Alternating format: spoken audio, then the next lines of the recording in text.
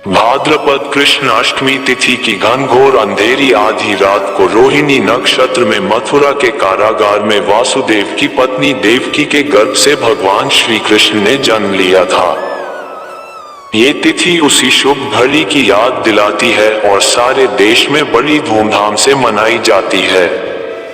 आइए जानते हैं श्री कृष्ण की जन्म कथा। कथा अगर अच्छी लगे तो वीडियो को लाइक और कमेंट में जय श्री कृष्ण अवश्य लिखिएगा। द्वापर युग में भोजवंशी राजा उग्रसेन मथुरा में राज्य करता था। उसके आत्ताई पुत्र कंस ने उसे गद्दी से उतार दिया और स्वयं मथुरा का राजा बन बैठा। कंस की एक बहन देवकी थी, जिसका विवाह वसुदेव नामक यदुवंशी सरदार से हुआ था। एक समय कंस अपनी बहन देवकी को उसकी ससुराल पहुंचाने जा रहा था। रास्ते में आकाशवाणी हुई, हे कंस, जिस देवकी को तू बड़े प्रेम से ले जा रहा है, उसी में तेरा काल बसता है। इसी के गर्भ से उत्पन्न 8वां बालक तेरा वध करेगा। ये सुनकर कंस वासुदेव को मारने के लिए उद्यत हुआ।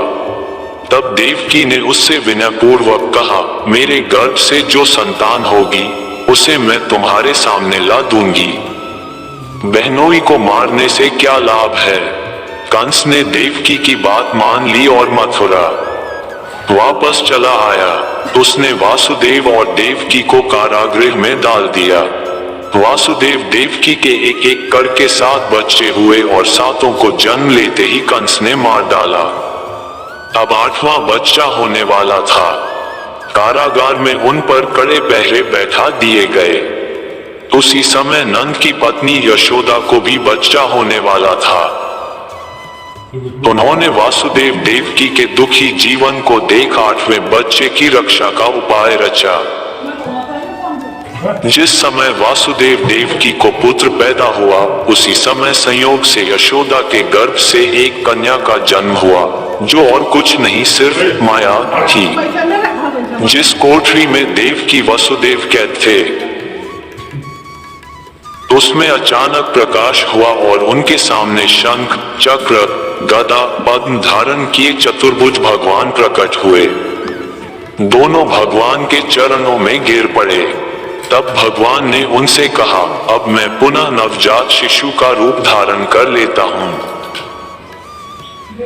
तुम मुझे इसी समय अपने मित्र नंद जी के घर वृंदावन में भेज जाओ और उनके यहाँ जो कन्या जन्मी है उसे लाकर कंस के हवाले कर दो।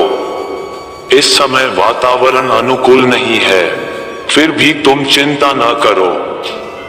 जागते हुए पहरेदार सो जाएंगे, कारागृह के फाटक अपने आप खुल जाएंगे और उफनती अथाह यमुना तुमको पार जाने का मार्ग देगी।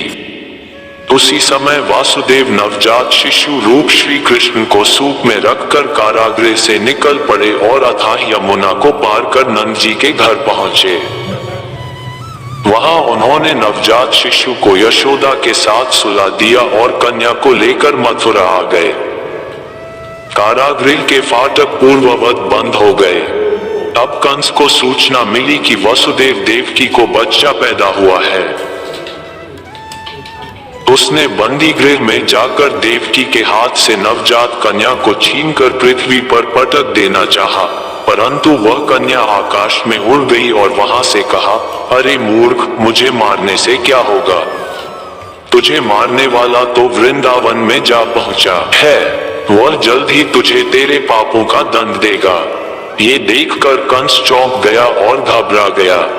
इसके बाद कंस ने कृष्ण को मारने के लिए कई राक्षसों को भेजा, लेकिन कृष्ण ने उन सभी का वध कर दिया। जब कृष्ण बड़े हुए तो उन्होंने मामा कंस का वध किया और अपने नाना उग्रसेन को सिंहासन पर विराजमान किया।